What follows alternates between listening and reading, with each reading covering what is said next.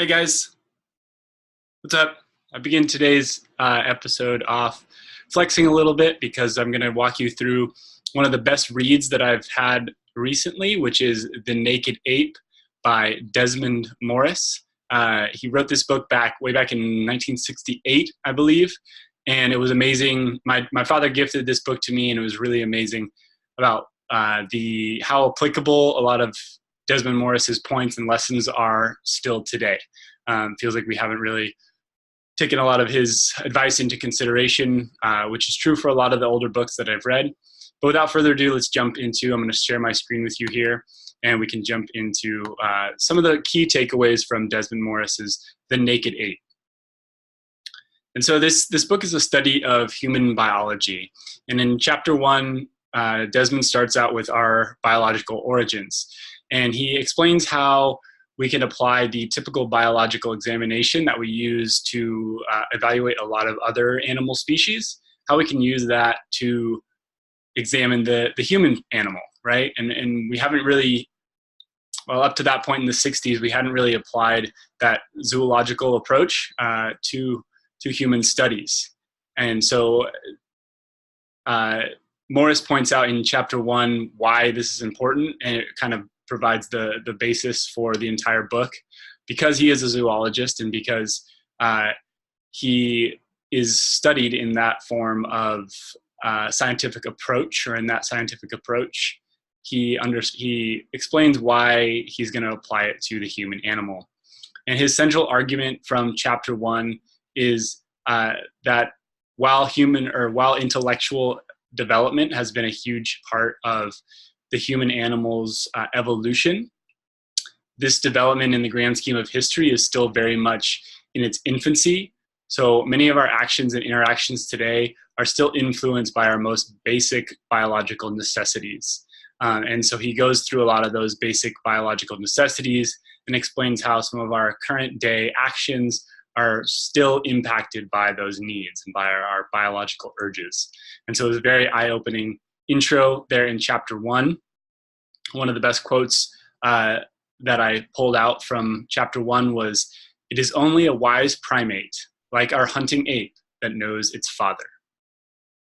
And so he kind of references here that in a lot of primate species, intercourse is, females have intercourse with multiple male partners. And so many of our ape ancestors, really wouldn't be able to know who their father was, where they came from biologically in that respect. So that's chapter 1. In chapter 2, one of our favorite subjects here, he moves into sex. He dives deep into the sexual relationships of the human animal, and he begins to do so sort of by looking at the pair bond that has formed in human animals that is unique to humans as opposed to apes. He explains that apes don't really form these strong pair bonds, most ape species, most primate species, and that these pair bonds were largely a result of our evolution from moving from foraging and sort of tree-dwelling primates to more sedentary, quote unquote, carnivorous animals. And so he says, sexually, the naked ape finds himself today in a somewhat confusing situation. As a primate, he is pulled one way. As a carnivore by adoption, he is pulled another. And as a member of an elaborate civilized community, he is pulled yet another. And so we can this chapter was really eye-opening as far as explaining a lot of the big sexual questions of today, why our divorce rate is so high, why the pornography industry has become so big, and its role in human development. And so it's really interesting to see this book written in the 60s, and that we've, over the last almost 60 years since then, not much has changed in our relationship and how we go about our sexual relationships. So that was chapter 2. In chapter 3, one of the more interesting chapters for me, he talks about child rearing.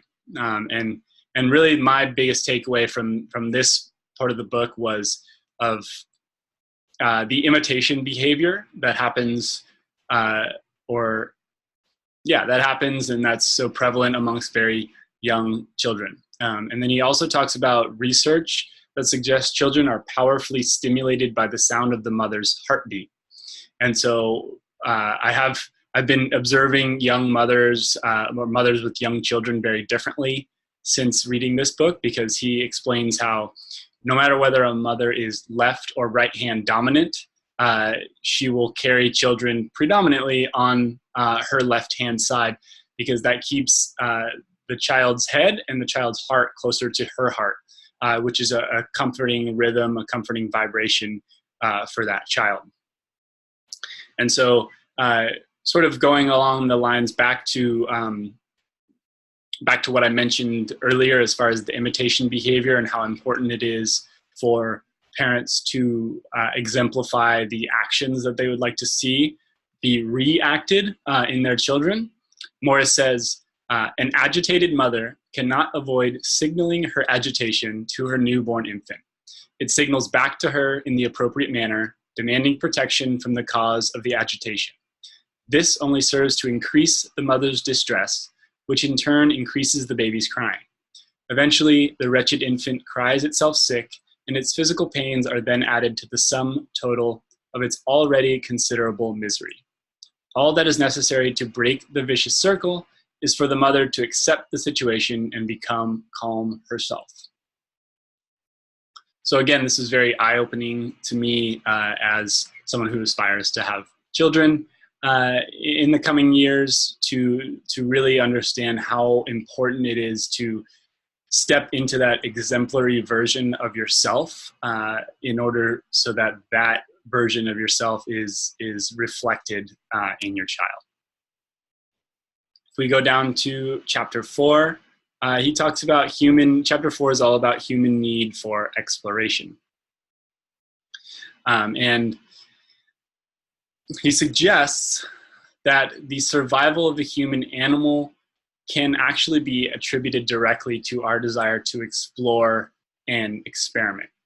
He suggests that the newness or the unique discoveries that come with that desire to constantly experiment are sort of innate and very important to human evolution and human survival. And so he goes into the difference between specialists and non-specialists. Specialists would be species in the animal kingdom that rely on a very specific food source, and they are adapted perfectly, such as an anteater, right? The anteater only eats ants for the most part, and they've adapted this long snout perfectly so that they can reach down in holes and get those ants, right? And they've adapted to that specific type of food source or to that specific type of food. Non-specialists would be the opposite. Humans would be considered non-specialists in that we can eat a much wider variety of foods, and that has allowed us to, in some ways, explore the globe and expand our population across the globe in the way that we have in the last, over the course of human history, right? And so in this chapter, he says, for non-specialists, humans, also called opportunists, the going may always be tough, but the creature will be able to adapt rapidly to any quick change act that the environment decides to put on. Take away a mongoose's rats and mice, and it will switch to eggs and snails. Take away a monkey's fruits and nuts, and it will switch to roots and shoots. And so this really, for me, exemplified how adaptable human beings really are.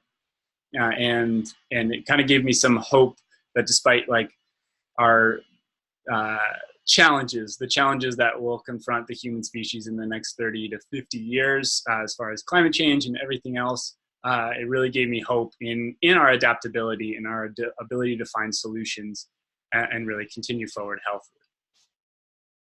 It's chapter 5, the opposite of lovemaking or sex, right, would be fighting.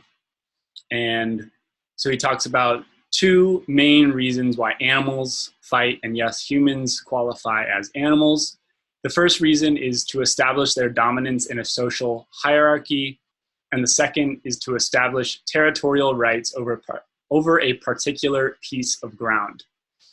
And we see those reasons for fighting playing out all over the world now, whether it's for certain human beings or certain organizations or certain governments to establish dominance or to establish territorial rights.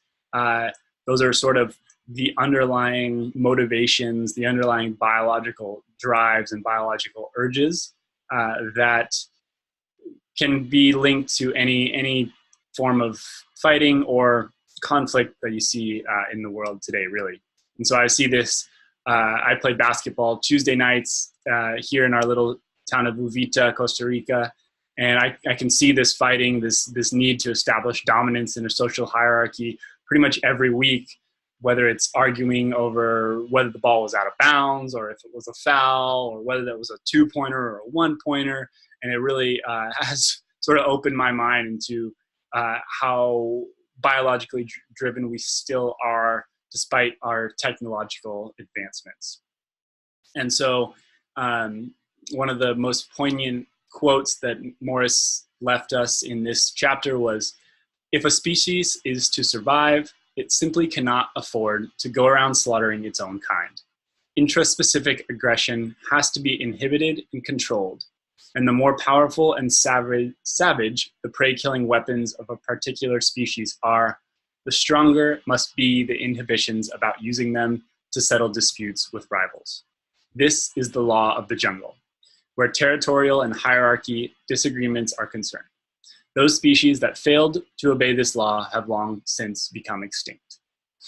And so this quote to me is a clarification, but also kind of a warning shot to humans. If we really want to survive in the long run, slaughtering our own kind is not a sustainable method, right? Chapter 6, Morris works into our feeding habits. And he begins this discussion with how work in modern society, going to work every day, has replaced the hunt, which was typically where males left the cave or the dwelling area to go out for the day to kill and prepare their own food.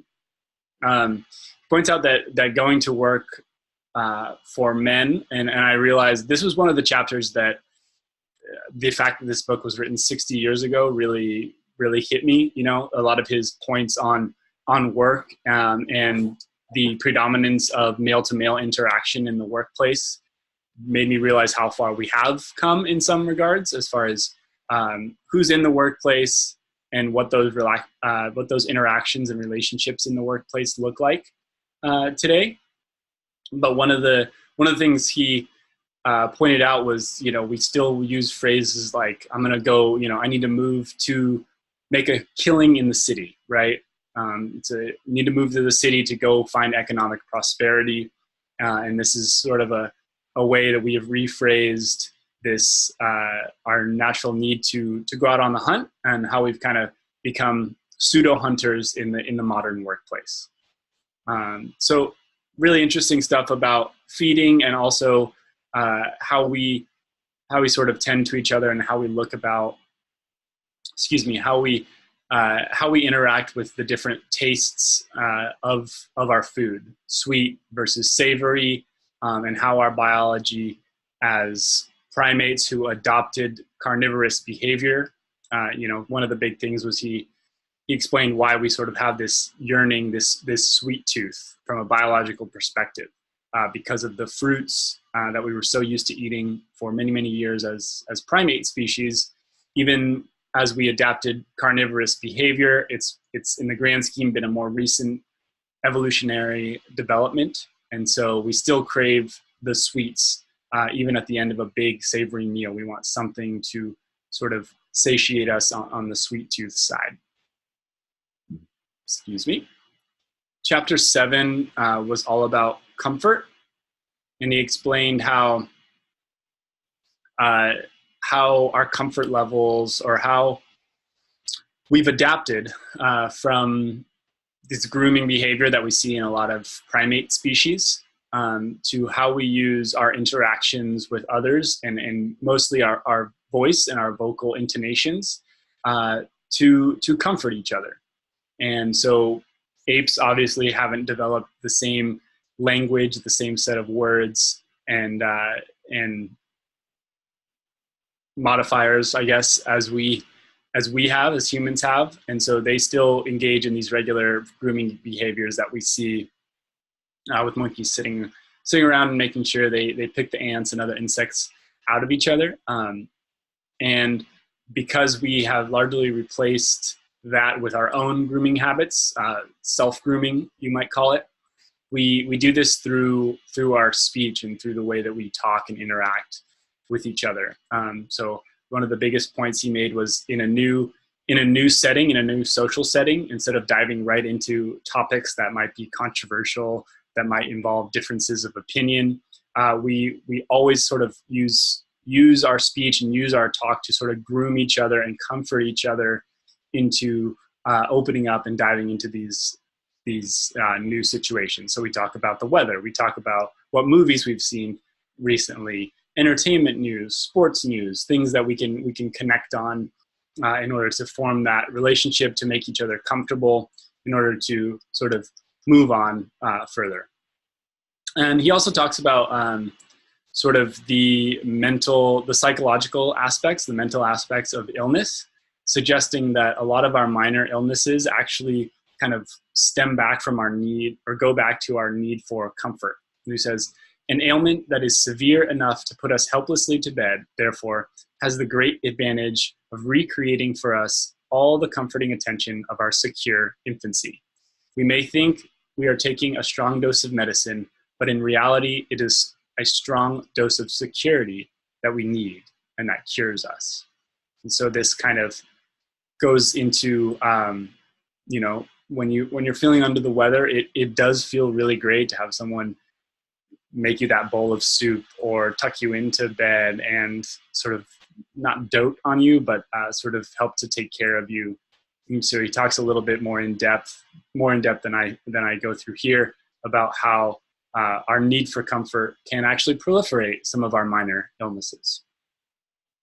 And in his final chapter, he talks about our human relationship with animals.